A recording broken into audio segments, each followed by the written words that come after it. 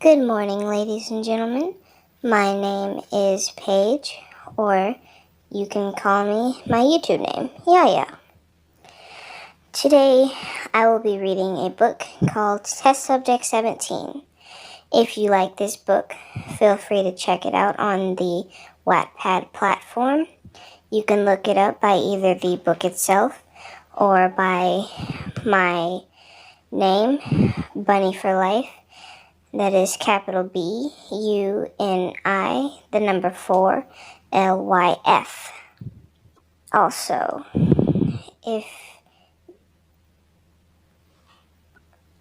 if you have a book on this platform already because you are a member yourself, then I would suggest going into the Broken Hearts Writing Club.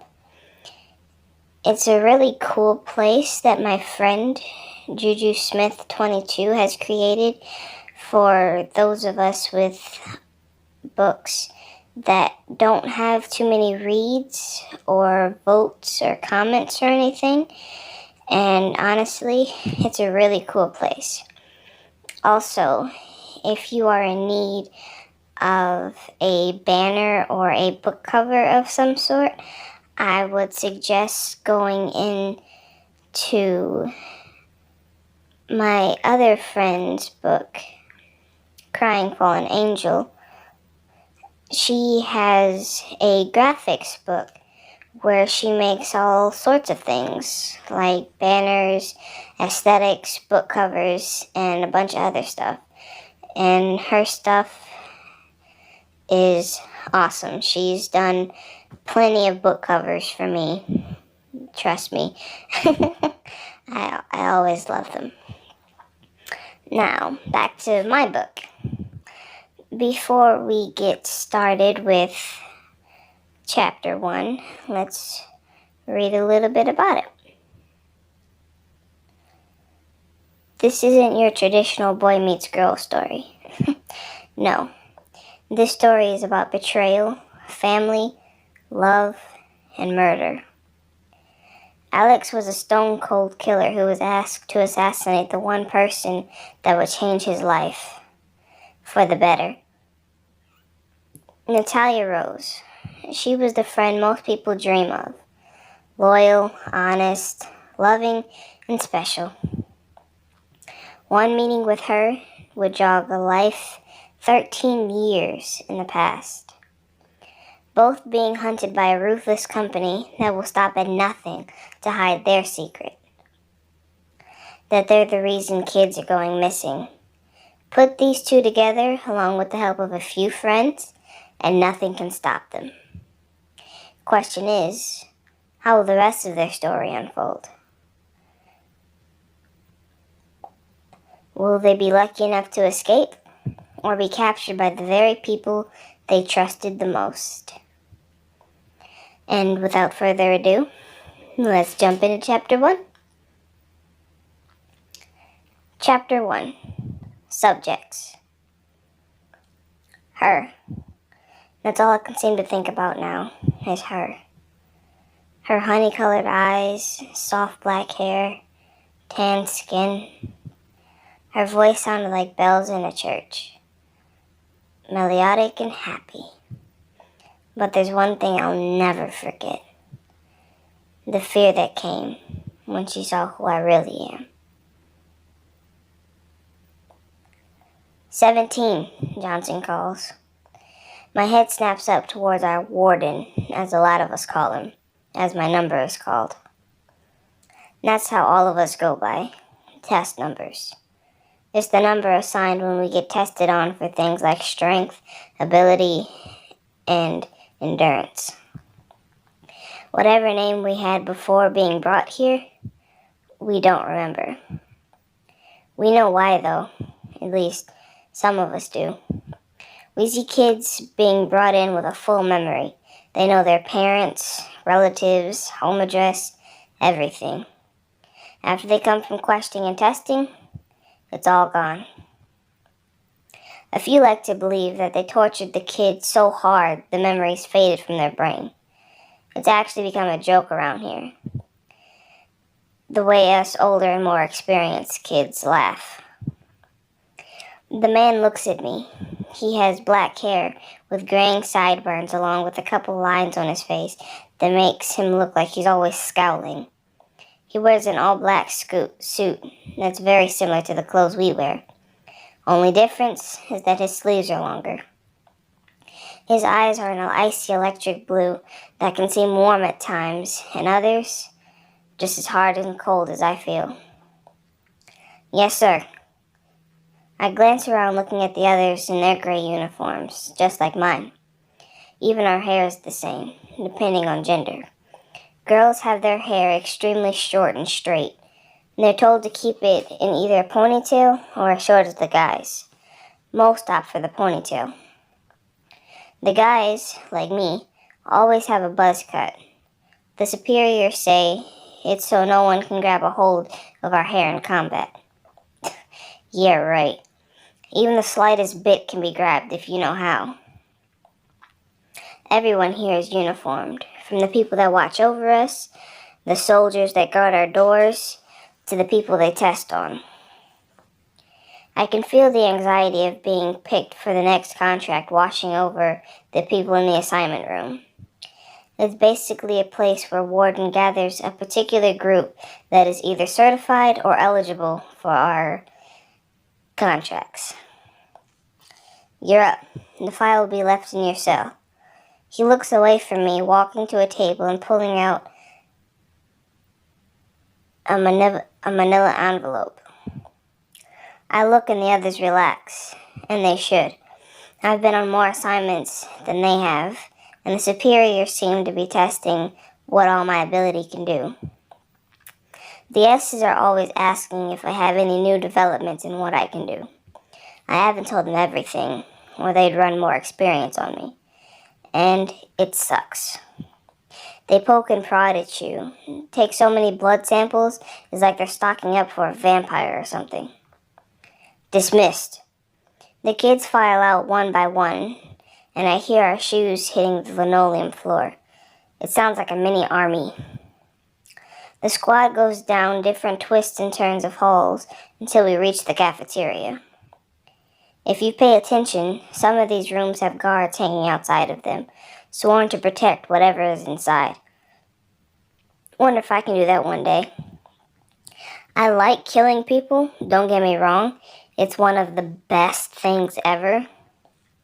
The rush of adrenaline as their life drains from their bodies and the light leaves their eyes, or when I have to resort to my physical strength and I beat them to death with my bare fists.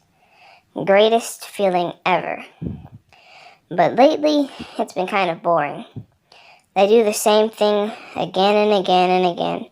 Run away, catch them, death. Over and over. Just once, I would like to have something new happen. After I reach a white door to a room marked with a big 17 on it, I walk in and sit down on my bed, a manila envelope laying on the desk, perfectly placed in the middle. I haven't felt anything since the day they found my ability. Before I knew fear, anger, pain. Now, nothing. It's been years since I knew what it was like to panic and hurt or be afraid. I hated it, honestly. I felt like it made me weaker than everyone else. All I have is some stupid emotion ability. Everyone here has fire, electricity, creation, invisibility. I know someone here who can make up to 3,000 copies of himself before getting drained of energy. They all act and think just like him, with an unlimited range. Another girl can mimic anyone she's seen and heard. All I do is control someone's feelings to match my own, or what I want them to. If I can touch them, I can more accurately know what they're feeling and the thoughts that go with that emotion. Very useful in battle, right? Honestly, I prefer stealth missions. I can make a whole room feel different things. And there's this new development that if I focused enough, I can gather an emotion in the palm of my hand. It works with just about anything. Anger, love, fear, trust. Each one has a different color too. And that's about the coolest thing I can do. And not for very long. I've been practicing whenever I'm out, mostly because there are cameras everywhere in here. Not sure if they have audio, but no one dares to find out. And really, this new thing still has a very long way before I can use it. Picking up the envelope, I open the flap and take out the person's file, looking it over. Who do I murder next? I mumble under my breath. The photo of the contract stares up at me. Her warm smile, hazel honey eyes, dark black hair. I feel like I've seen this girl somewhere, but I can't picture it. A smile spreads across my face, and my chest starts to feel warm and fuzzy. I shake my head to remove the smile and feeling and start looking down her information. She lives alone, has 2 siblings that disappeared years ago, her parents are AWOL, and she has an ability. Typical. Taking out the others like us so no one can rebel. She also had a friend years ago, as well, that was killed during a home invasion. He was found dead in the backyard. Images flash in my head and I groan. A lady and man laying on a snow-white couch, blood pouring from holes in their brains. A little girl running for her life. Another man smiling down on me as he holds a syringe. I hold my head in pain as the random pictures leave. The heck was that? It feels like a layer of fog in my brain has been lifted, only for others to become denser. I look at her file again, but it gives no specifics, as usual. But there was one thing that stuck out. At the bottom of the page was writing in red ink. Kill as soon as possible. Interesting. Wonder what's the rush. Normally I try not to think about my life before, but there's something about this girl that's tugging at my brain. So close I can almost see it. But whatever it is, it's so distant that it's stuck in the back of my mind. I push it away and scan for her schedule. She leaves work at 8 and gets home 20 minutes after and goes to sleep around 9. Meaning I have a bit of time to get in, kill her, and get out. Sounds simple enough. I look at the clock on the dreary grave roll. It's 8:05. I'm the only one with the clock as far as I know. And the farther up in rankings you are, the more perks you get. Which is their way of saying the less they hound you for certain things.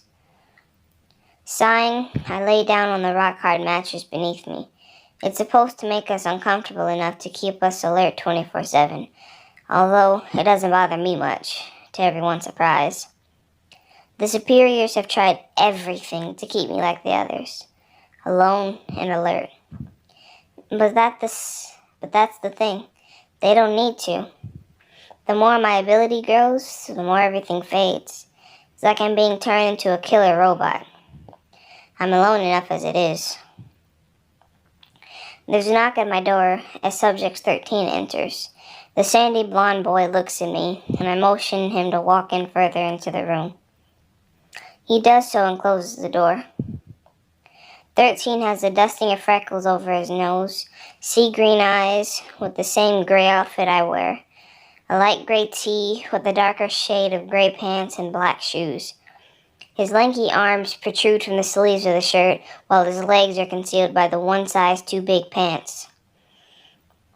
Warren is looking for you, man. He sounds pretty ticked off, 13 says. I groan. What could this jerk possibly want now? I haven't done anything in the past 7 years to be called. The heck does he want now?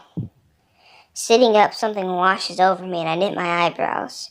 A faint, fuzzy memory of a little girl finds me, but she's different from the one before.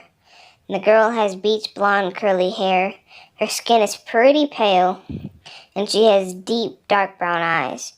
Really pretty, honestly. An emotion I've never felt sweeps over me. You alright? Normally you're all cold-hearted and stone-faced.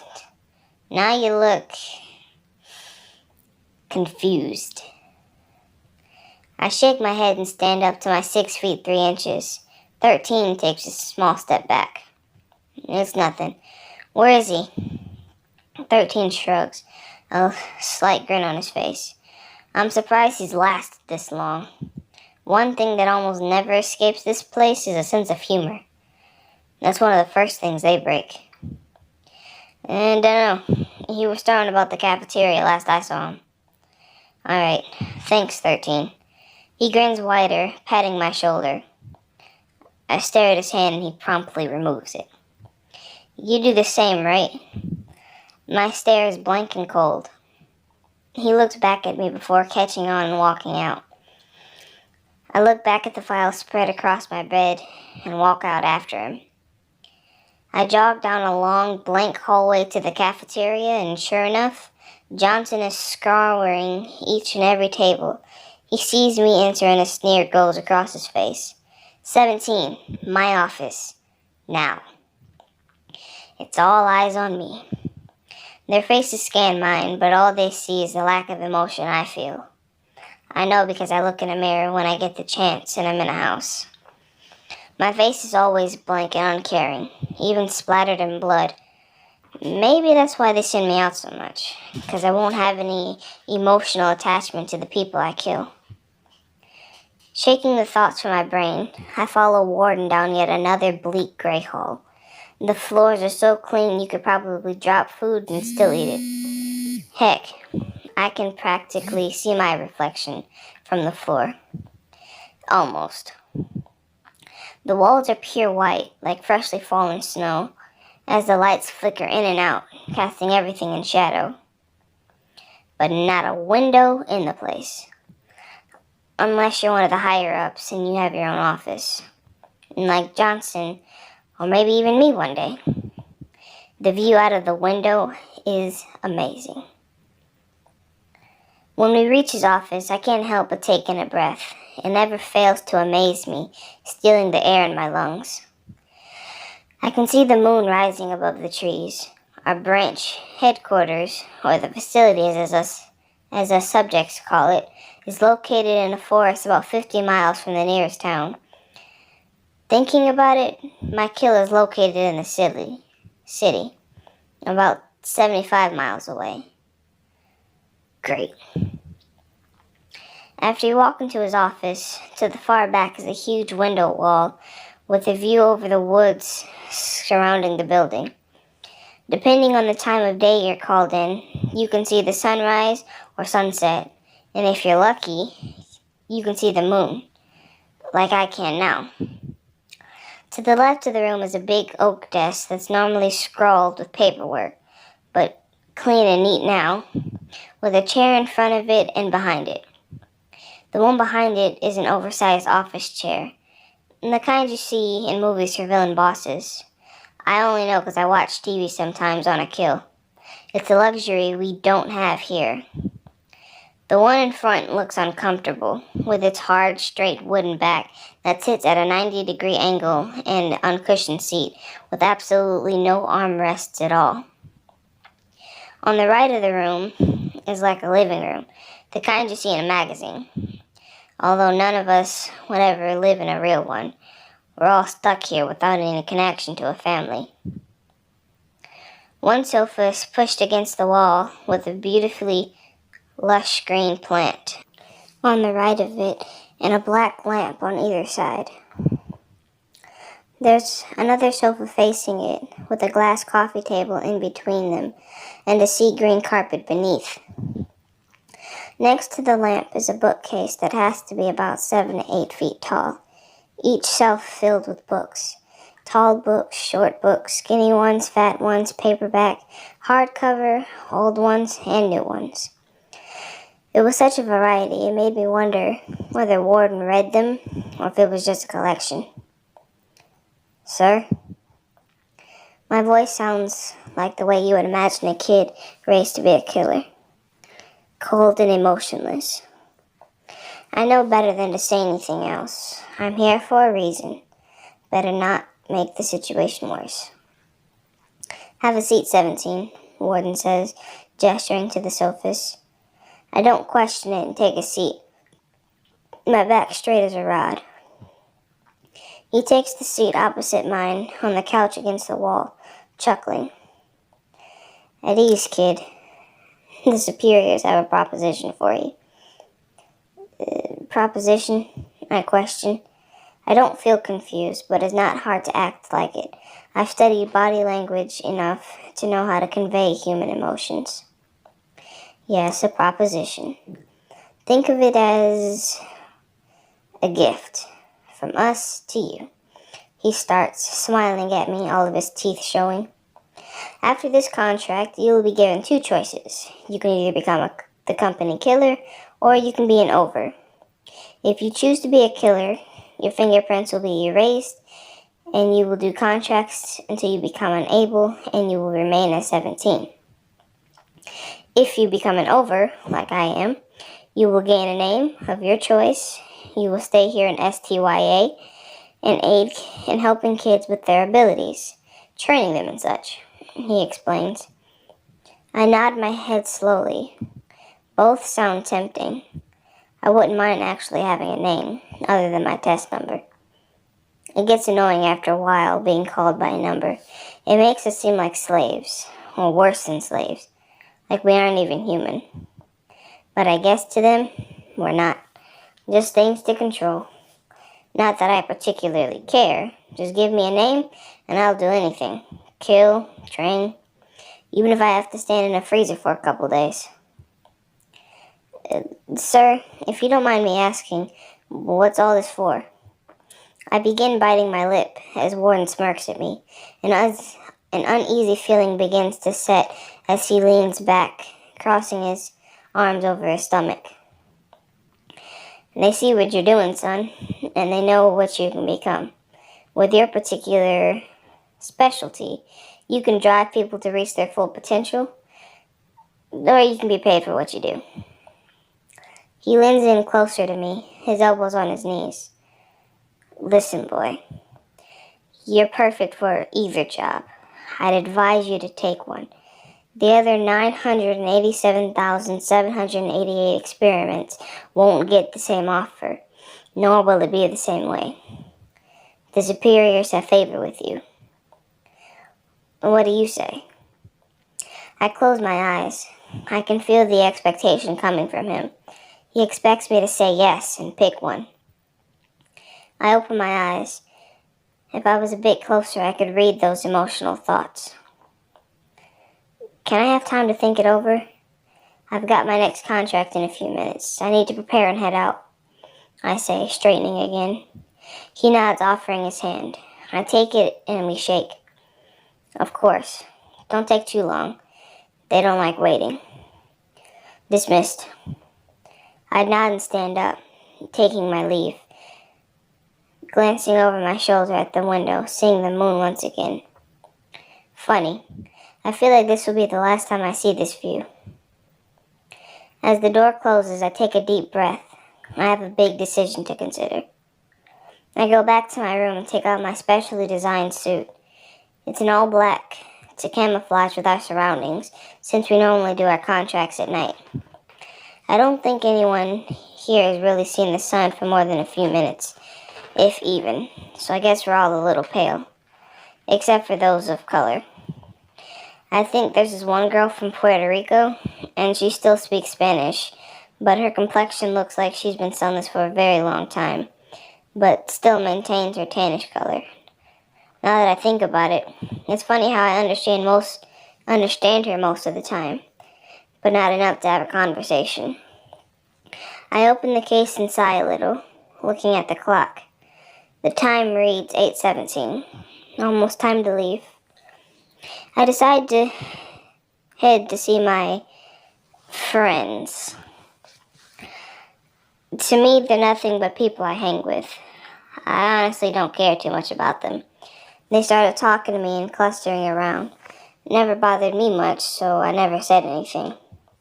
If I had someone to rely on, I guess it would be 6, 13, and 21. Knowing them, they'll be in 21's room. Her place seems to be the popular spot for them. I opened the door, and I was right. The three of them sit or stand in the room, glancing my way as I enter. Hey, 17, get into trouble again? 6 jokes. She has strawberry blonde hair with brown eyes. Not too many prominent facial features that I notice, at least. I roll my eyes at her and take my usual spot next to the door. The rooms aren't that big, about the size of a rectangular bedroom. I only know because that's where one of my kills led me. I was chasing this guy and, like an idiot, he ran into his daughter's room. Her bedroom was nice, but too much pink if you ask me. All our rooms are the same size, set up the same way. A desk pushed into the far left corner with a single solitary desk lamp. There's one file cabinet next to the desk. It's only ever 2 drawers tall, filled with our CKs, or contract kills. The completed ones always go in the bottom drawer, just to show that you've completed them and you're ready for new assignments. So far, my bottom dress has had to been emptied twice in the last week. Don't know if that's a bad thing or a good one. On the wall in the center is our wonderfully firm beds, complete with a fitted sheet, one pillow without a pillowcase, and a blanket so thin you could feel a bug crawling on it in your sleep. It actually happened to someone here once. I heard they freaked out because a spider was crawling on their stomach. They screamed so loud, it almost woke up their entire floor. I almost laughed until I peed when I found out. Actually, Warden wanted to talk to me about an opportunity for me. I say, my voice dull as usual. I cross my arms over my chest and look at the others. I can feel my ability activate, and like always, it starts as a tingling in the base of my skull, slowly spreading over my body like a warm blanket. When it finishes, it feels like all my nerves are lit and firing. I can feel the slightest change in mood and everything turns gray. I can read emotions more accurately like this. Shock and curiosity ring out loud and clear, but I know that's not all. I take a deeper look and see what they're feeling individually. 13 is super excited, probably because he'll think he'll have a man on the inside or something. Good luck with that. 6 is angry at me for some reason. I wish I was closer, then I could know why she's angry. And 21, she's disappointed? It's not like I said I was their friend, so I have no clue why she feels this way. Are you gonna take it? You could find a way out of here, 17. Maybe even get us out, 21 says. The look on the blonde's face says it all. I don't need to look at her. She feels hopeful, as if I could help her with something she's been dreaming of for years. Yeah, right. I am not about to sabotage my life for some girl. I look down and grin at the floor. Still think it's just an axe, huh, 21? I look at her and see everything shattering within her. All her hopes and dreams about getting out, or whatever crazy fantasy she cooked up. It's not. I feel nothing. Not remorse, joy, anger, pain. Nothing. You ever wonder why I'm so good at what I do? My voice is slightly raised, but I'm not angry. It's been many long years since I've been angry. I wouldn't even know what anger felt like anymore, or anything like it. Just as blank as ever. Why they send me out so much?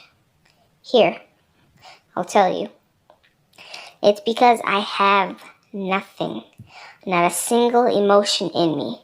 If I had a contract with a young child, I wouldn't feel guilt for taking their life early, or remorse for their family as they grieve over their lost loved one.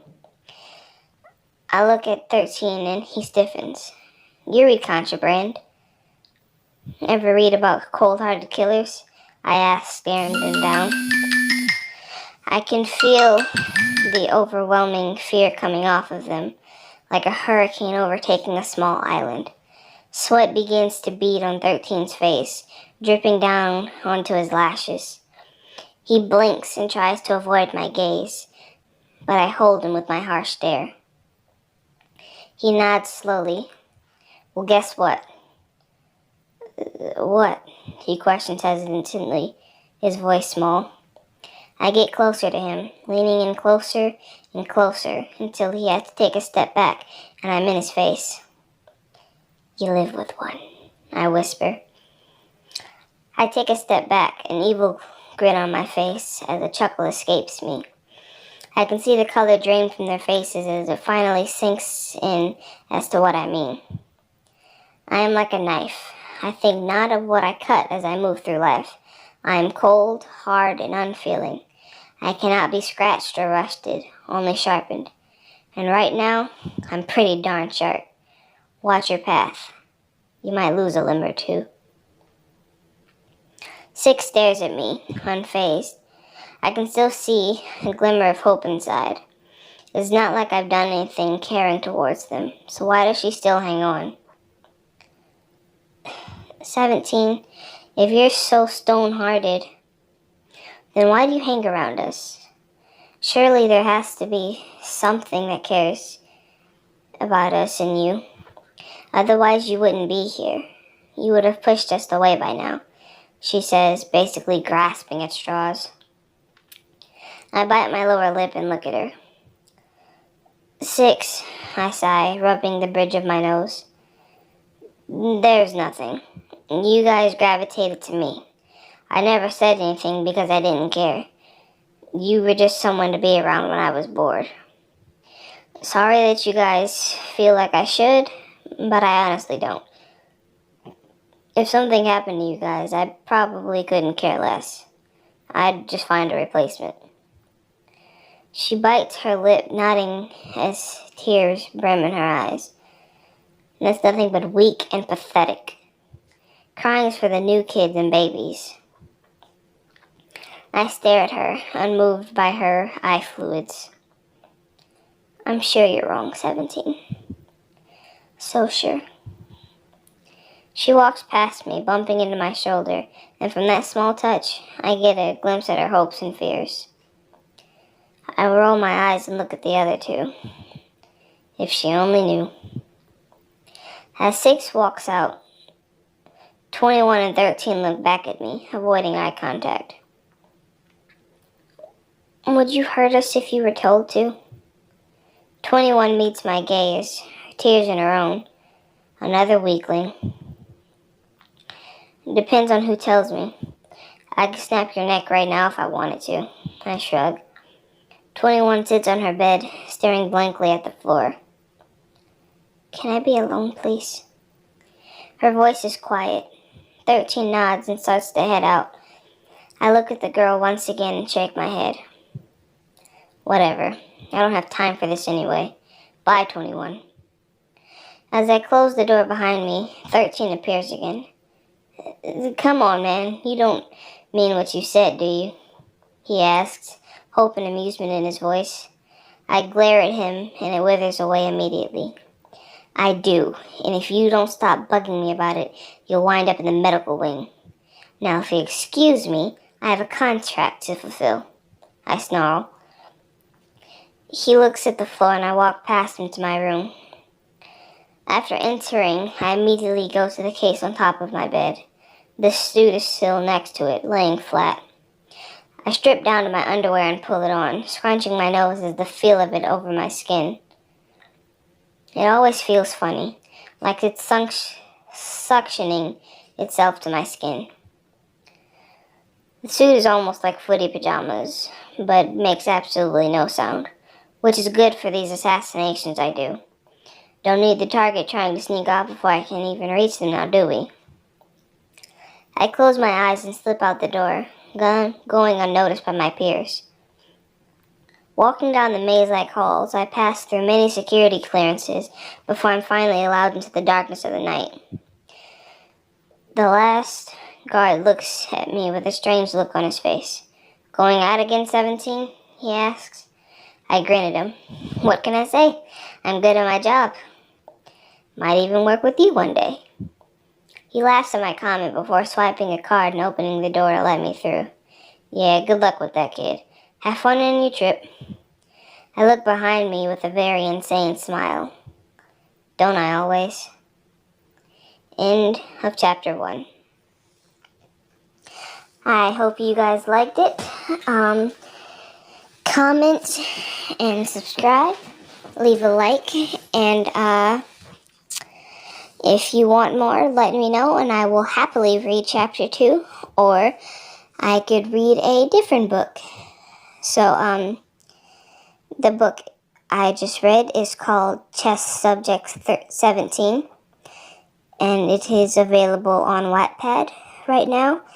I am actually going through a bit of a editing period for this book because the initial publish of these chapters were pretty horrible.